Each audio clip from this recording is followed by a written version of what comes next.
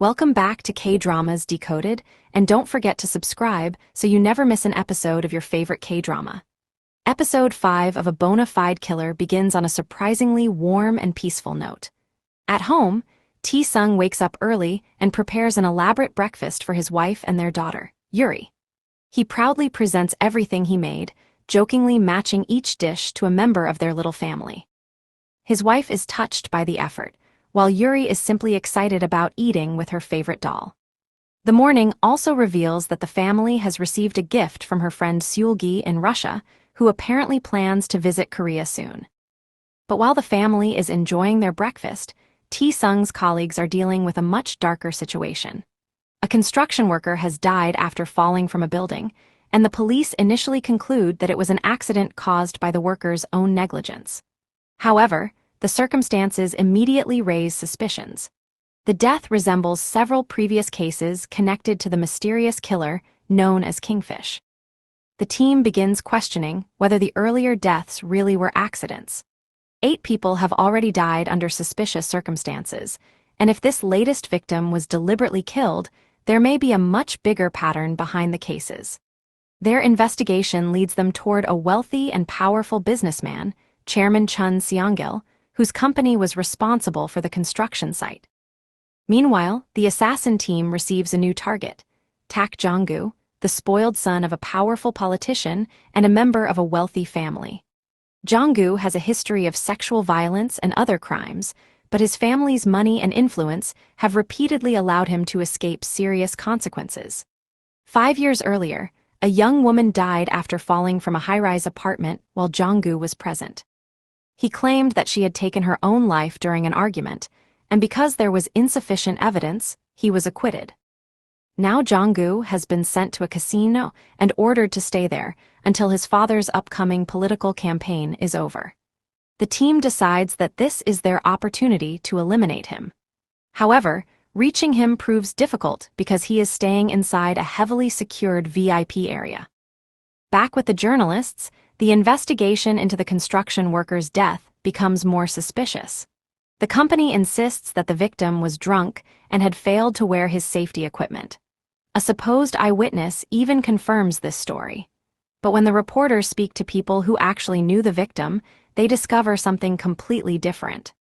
The dead worker, Kang Yong-ho, apparently did not drink at all. His colleagues say he was known for being devoted to his wife and had never been the type to show up to work drunk. Even more suspiciously, his wife had previously worked at Chairman Chun's residence. The reporters soon discover that Kang's wife disappeared immediately after his funeral. She packed up her belongings and left during the night, making it impossible for them to contact her. This raises even more questions about whether she knew something about her husband's death. At the same time, the episode spends time exploring the family conflict surrounding the traditional memorial ceremony. Tae-sung's mother expects his wife to handle all the household work for the family gathering, while Tae-sung finally starts helping with the preparations. His mother is furious when she catches her son washing dishes. The argument becomes a turning point for Tae-sung. He finally stands up for his wife and tells his mother that just as she considers him her precious son, his wife is his precious family too. He admits that the thought of losing her terrifies him and asks his mother to stop treating his wife badly. The family eventually votes on whether they should continue holding the traditional memorial ceremonies. The majority decides to stop them, although Tae-sung's mother is clearly unhappy about the decision. Soon after, however, the situation becomes much more serious. Yuri suddenly disappears while the family is outside. Everyone begins frantically searching for her, and Tae-sung's colleagues even use CCTV footage to track where she went. The footage reveals that Yuri wandered away from the apartment complex and headed toward a major road. The adults desperately try to figure out what could have made her leave. Then they remember something Yuri had asked earlier.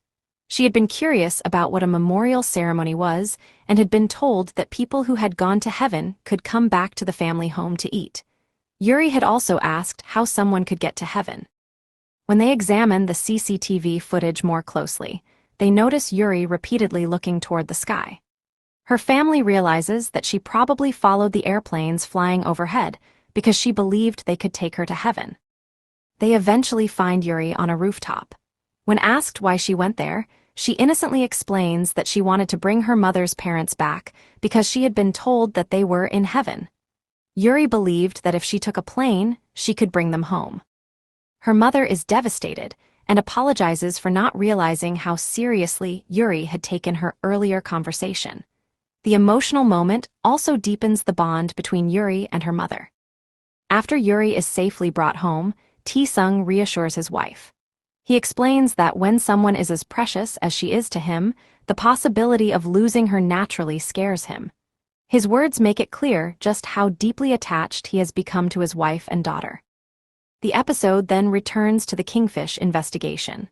Another suspicious death occurs at the same construction site. A man connected to the earlier investigation is found dead after falling from the building, and this time the circumstances look even more suspicious. The victim, Park Chun-bok, turns out to have a criminal record involving violence, theft, and attempted murder. The reporters discover that Chun-bok had mysteriously been spending money shortly before his death. This makes them suspect that he may have been paid to participate in the cover-up surrounding Kang Yong-ho's death. Their suspicions now point directly toward Chairman Chun Seong-gil. The journalists decide they need to confront him personally, even though he has already refused to give them an interview. Meanwhile, the assassin team prepares their operation against Tac Jongu. Since Jongu rarely leaves the casino, they need a way to get close to him inside the VIP area. Their plan involves entering the casino undercover and winning access to the VIP floor. One of the team members takes part in blackjack, while another uses specially designed technology to help predict the best moves. After a tense gambling session, they finally win the VIP ticket they need. But things don't go according to plan. The first attempt fails, forcing the team to reconsider their approach. Rather than sending another inexperienced member, one of the senior members decides to personally enter Jonggu's room and complete the mission. At the same time, the investigation into the construction deaths continues to unravel. The journalists realize that the latest victim died in almost exactly the same place as Kang Yong-ho.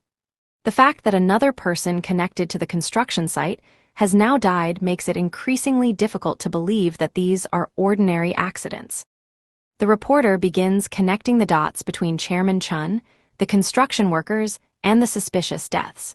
What initially looked like a single workplace accident now appears to be part of a much larger conspiracy.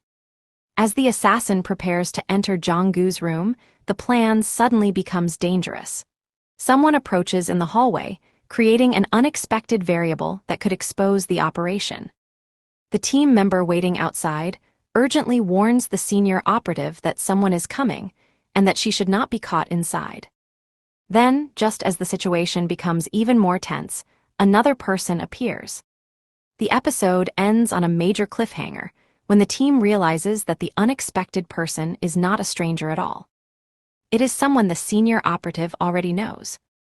And with the assassination operation, the Kingfish investigation, and the mysterious construction deaths all moving toward the same point, Episode 5 leaves both storylines hanging on the edge of a major revelation.